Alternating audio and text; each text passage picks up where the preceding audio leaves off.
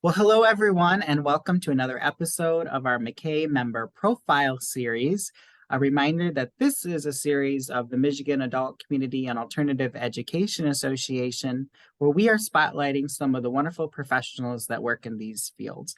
You can find the link to this and other MACAE member profile series recordings on our MACAE YouTube page, and they'll also be made available on our website. And you can follow us on our social media pages on Facebook, Instagram, and Twitter. So I am so excited that we are going to be joined today by Gigi Salka from Zaman International. Welcome, Gigi, to the program. Hi, Patrick. It's nice to see you. Thank you. So you have been in this position that you are and really have allowed the program that you're at to really grow and develop over time. And I hope today we'll kind of hear a little bit more about that story. But first, I wanted to kind of start with your background. How did you find your way into this space in this field? And just tell us a little bit about your story, kind of your educational background and how you found your way to where you are today. Well, my background is not in education. My background is in finance and marketing. So I worked in the corporate world for some time. When I had my kids, stayed home, took care of them, but was very involved in their school. Did a lot of volunteering, was in the school for a long time. And then that's where I really developed my love for education and the educational system and the impact that you can have with education, and was able to make some positive changes in my children's school at that time. As they graduated and went off to do their own thing, I had to kind of reassess what I wanted to do. And I knew I didn't want to go back into the business world and I wanted to be in education. So Zaman just kind of happened. We were longtime donors and supporters of Zaman. And I was approached to come into the fold and just kind of see what we can do together. And there was the vision of B.O.O.S.T, which is the Building Ongoing Opportunities and Skills Training Program, which is the educational arm of Zaman. And they were looking for someone to reignite that and take it to the next level. They had done a pilot back in 2009, 2011. There was a need in the community, and Zaman was at a point to really bring it to fruition. So that's kind of how it all started. Done that. You certainly have. So I'm very proud to talk to you and learn more about how what it took to do that. And I think in your story, Gigi, I also hear I didn't know all that background about you, and I hear the advocacy that you have, and just being an advocate for your own children. But I see that in your parlayed in your work that you are in the work that you do today. You're really an advocate for those families that you're working with and that you're serving, and just for people to have access to learning and educational and training opportunities that they may not have had access to before. So that has been a theme I see in your career and in your life in many different ways. So tell us a little bit about Zaman and the work that Zaman does, and then tell us a little bit about the B.O.O.S.T program and who you serve, what kind of programming opportunities you have available. Just kind of tell us about that. Zaman is a nonprofit organization. We're located in Inkster, which is right outside of Detroit. Our mission is marginalized women and children. Our basic family is a single mom with 2.5 kids living below $12,000. So really a very low income population. We also have a strong refugee and immigrant population as well. We do provide wraparound services. So the vision of Zaman, although we are in education and specifically in B.O.O.S.T, our mission is really breaking the cycle of intergenerational poverty. And education is just one piece of that. So our clients usually come in through our social workers. They get case management, barrier resolution, childcare, transportation, anything that we can provide. From that, they're recommended into B.O.O.S.T, which I call the educational arm of Zaman. And we could talk more exactly what it is that we do. We started off with just literacy back in 2016 when I started, and we've developed into so much more. So now we have literacy, we do ESL, We do sewing, we do culinary arts. We have a new workforce prep pathway that I'm excited to share with you. We are an apprenticeship program for both culinary and sewing. We have on-site employment. I mean, just things have just really grown in so many ways. Because what we're really hoping to do is Zaman, I mean, our building, we call it the Hope for Humanity Center, and really to provide hope for humanity all under one roof. So our clients are not jumping from one place to the other in order to receive all the services that they need. That's fantastic, because I think that really is indicative of what our programs should be, right? That they're providing the wraparound supports and services that historically underrepresented populations may not have had access to, right? Whether that's the immigrant population coming that not only is dealing with the challenges of the English language barrier, but just cultural. How do you read signs? How to know how the navigation systems work here, the transportation systems, the healthcare system, all of those things. I think that that's a wonderful tribute to Zaman to have that vision to kind of incorporate all those different elements within programming. So tell us a little bit about how large your program is. And when you mentioned this before, but just for our audiences listening that maybe isn't familiar with all the lingo that we use in the work that we do, when you mentioned that you do, like ESL services and then you do some of the training opportunities, what does that mean for a participant or someone who's in that space, and kind of what's the outcome that they leave with once they go through your program? I think the best way to describe that is kind of give you like the life journey of a Zaman client. And what we believe in is a holistic approach, and everything is modeled on Maslow's hierarchy of needs. So unless you've originally stabilized the family with food, clothing, shelter, it's really hard to expect for them to whether go into education or employment or anything beyond that. So that's why everything's the first point of entry into Zaman is always with the social workers and getting that first rung in the Maslow hierarchy really established so that they can move up through those different levels and achieve self-actualization.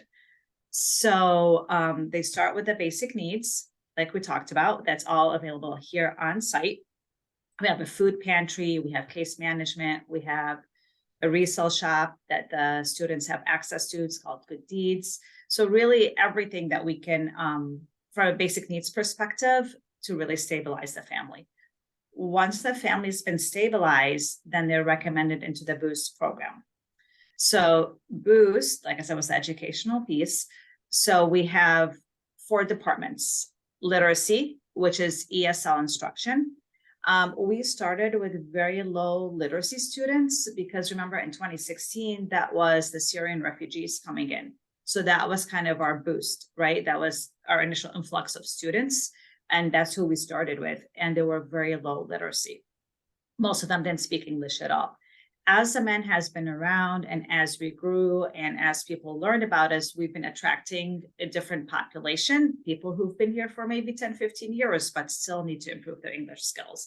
Maybe people looking for their GED or something like that. So our population over time has changed. So we have those beginners that are still coming in. Like now we have the Afghanis coming in, we have the Ukrainians coming in, we still have that population. But we also grew on the other spectrum, right, on the higher level.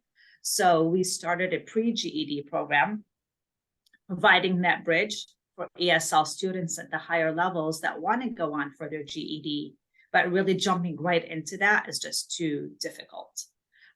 So that's kind of where we've concentrated on. I would like to eventually start an ABE program, but that's just capacity, I mean, it's just so many hours in a day, but that is definitely part of my hope and my vision because there is a need in Inkster. We don't have an ABE program. I usually refer all our ABE students to my partners in Detroit because that's the closest that's there. So that's kind of my vision. We do not, people ask me, aren't you going to do a GED program? I say, no, that's not within our wheelhouse. We have wonderful partners locally, just a couple miles down the road that people can partake in those wonderful opportunities. And so we refer out our GED, we partner very closely with them. So really kind of finding that niche that serves your community and really concentrating on I that. think that's so important, Gigi, because it shows your demonstrated vision that you have had to lead that program. So part of this profile is not only of Zaman and the Boost program, but really it's a testament to your leadership there and really defining that for, and keeping the Boost program being able to, through the change of populations that you're describing, but also new opportunities and to bring those into the fold, expand the program. I know when you started, the staff was very small, as many nonprofits are, and you've kind of built that and grown that capacity too. So I just think in what you're describing, even though you're describing as a team effort, I think a lot of the credit goes to your vision and your strategy for how you wanted that program to grow. Thanks, Patrick. And I think the other thing that I'd like to mention, and it's not just me, but Zaman as a whole, I think we're just very agile, right? So when COVID happened, and I mean, before COVID happened, I should say, 2 weeks before the shutdown, we were strategizing and we were thinking, if we are going to close, if this is going to happen, nobody thought we were going to be closed for a year and more, right? But we were tasked with presenting solutions. If you can't come to work tomorrow, we're not closing our doors. How are we going to continue to provide services? Whether it was the social workers trying to figure it out, whether it was literacy, whether it was training. And so we were even ahead of the game planning, thinking if we're going to shut down, we need to continue to provide the services that we do. And we did, just like a lot of other programs did, whether it was WhatsApp messages, whether it was Facebook Live, whether like every teacher kind of found her platform and whatever she was comfortable with. And that's how she presented the information to make sure that, instruction kept on going. The one thing about that too is I always say that COVID was very good to us because we were able to really look at ourselves in a different way and create new opportunities, right? So now during COVID, we went fully online. We are still fully online. Our numbers, because of being online, we were usually anywhere between 40 to 45 students. I'm happy to say that this year we registered 188. Wow. Yeah. Retained 115 so far because they register doesn't mean they're going to show up. Not be ready. And we're ready to do post testing, and we're post testing right now 98 students who've gotten to 40 hours or more. So COVID has been really good to us. We've been able to service more people with the same capacity of teachers. It's just you're online, so you can do things differently. You can have more people in the class. So that's been really good to us. We will be coming back next fall because we had some construction and we built up our literacy center. That's why we couldn't come back this year. And I really don't know how that's going to work out, but online is not going away, right? So you're going to have the face-to-face, you're going to have the online, and we got to figure out how that's going to work out. That's fantastic. You should be so proud of that, you and your team, and you really created an opportunity out of crisis or multiple. And it really helped us streamline because I'm a big advocate. Even as an administrator, I'm a big advocate for Google Classroom. And where before, like I couldn't see what the teachers were doing, or you had to walk in or whatever. I'm a teacher on all those classrooms. So at any time I can go in there, I can see the lesson plan. I can see they usually record the video of the lesson, a recording when they're teaching. So that's available. So even as an administrator, it's been very helpful for me to know what's going on. So as you think about, I can't echo it enough. I think through all of what you're describing, it shows your dedication and your leadership. And I know you're a very humble person. But as you think about, the last few years and just your leadership philosophy and your leadership style, you are one that I know trusts your team, right? You built a quality team and you want to provide opportunities for them to grow in their capacity. But is there something, a motto or a phrase or a word or something like that, that kind of keeps you going and motivates you or gives you direction to not only be the strategic and visionary leader that you are, but to help your team? Is there something that kind of points you your direction every day? Yep, I use this all the time for people who know me. It's a quote from Field of Dreams, and build it and they will come. I Heard you use that totally before. Yes. I totally believe in that, right? I mean, if you have a vision and you have, I'm not, take the risk. If it doesn't work out, that's okay. And that's the other thing that we say at Zaman. It's okay to fall, just fall quickly and get up quickly. But just, if you feel that something is right, just because your community, your community needs, what's going to work. And sometimes it's scary. Sometimes you don't know if it's going to work. When we went online, we're like, oh my God, how am I going to get this person who doesn't even know how to do their ABCs to go and like learn on Zoom? Guess what? You sit with them, they're on Zoom. It took a few times, but they're there and they're learning. And, so I think that's kind of my motto, is to just really don't wait for the stars to be aligned. Just kind of do it. Yeah. Take that risk, it's a calculated risk. And like you said, I just think that you have an air and a style of learning, from things that maybe don't go right. Doesn't mean that it's a failure, that there's not something that's still able to be pulled out of that, right? And you tried it, and you try it again and modify it and keep adjusting and growing, and just having that vision, I think, is so important. So when you think about Well, every time we've failed, I know you like to use failed, every time that things didn't come the way that we had planned on, I think we always end up better on the other side anyways. Maybe it didn't work out the way we planned, but we had to pivot and it worked out even better. Like the one example I like to talk about, and haven't talked about in a while because, COVID, is we transitioned culinary and sewing IET online. Our sewing is still currently online. Oh, the teachers like it, the students like it. Everything. How can you teach sewing online? I mean, I can tell you whoever wants to know, but I mean, we give them a sewing machine. We give them a Chromebook. They have kits that they have to pick up, once or twice a week, once or twice a month, depending on, whatever the homework assignment is. And it's actually been much more effective than when they were in person. So that was a very positive thing that we would have never thought of having sewing online pre-COVID. incredible to think that we can lean into some of the crisis that's in front of us, and like you said, come out with something even better that maybe works even more efficiently. It sounds like, according to your data, and because one of the things you were sharing, Oh yeah, it's better so than much. before. Yep. And even with culinary too, I mean, they're back to face, but a lot of times, whatever, they want to be on Zoom. So they'll do Zoom for the theory part on Tuesday. Then on Thursday, they're in the kitchen. We had a breakout of people being sick. We don't want them here. I'm like, okay, well, today class is on Zoom. You guys, see you next week in person. I mean, you have to take advantage of those things, and just don't let them stop you. You shared that story.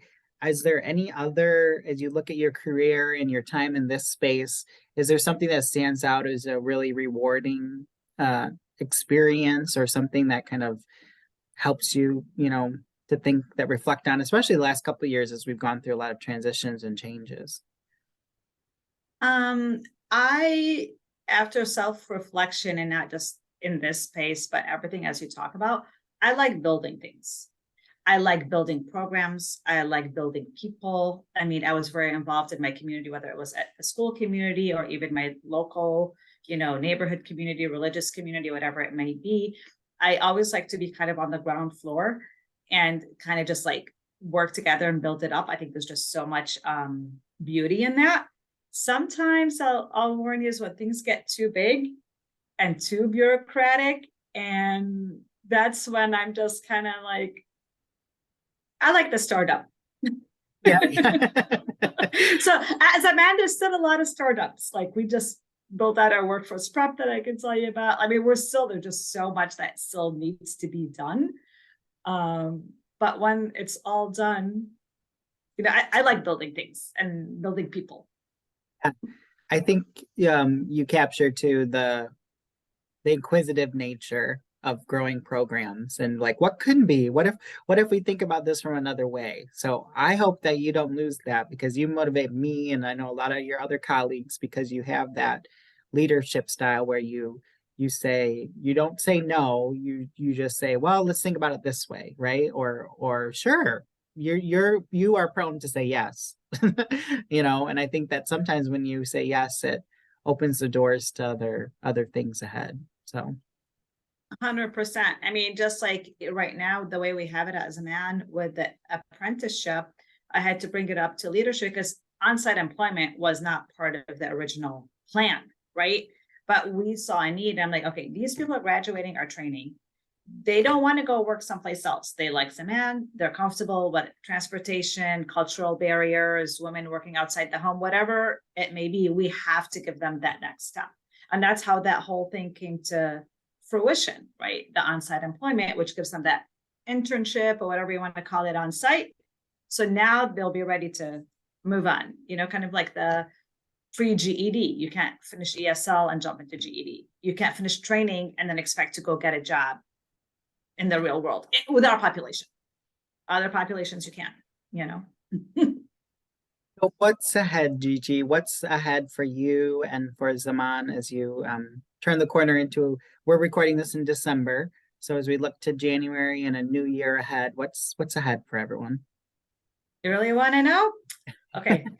So the Literacy Center, I wish I could show you, but it's right behind me. So we're just excited when we moved in, but built out 4 new huge classrooms. Really excited because we were in a small space before.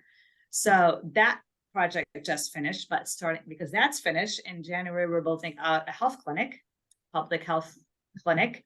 So that'll be being built out downstairs. So we're excited about that. And what does that mean to me? Well, that just means, well, now I have to start a CNA program. I have to start, well, I don't have to, but you know what I mean? I'm like, okay, well, we have a health clinic that's direct employment and training for our clients that can work in the health clinic, right? So that's on the horizon when I can just get more people on my team and strengthen the base first before we Yeah, before we do that. a little sneak peek into your brain, kind of behind the curtain about what's to come. Yeah, I mean, there's just like so much. It's just like everybody else. You need the capacity and the people power to be able to implement, Yeah, the ideas that you have. So it's all about the people, Patrick. It's all about the people.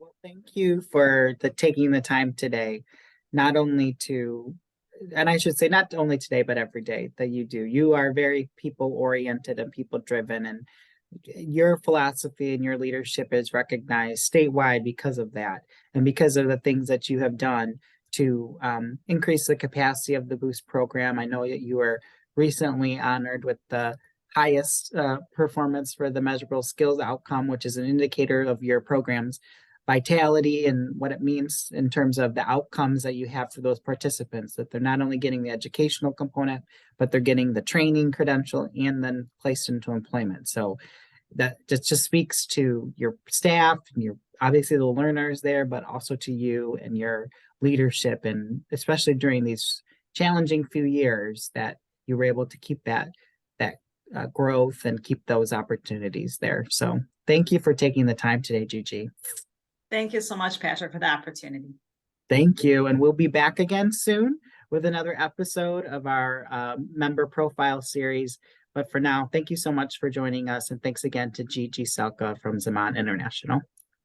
Take care.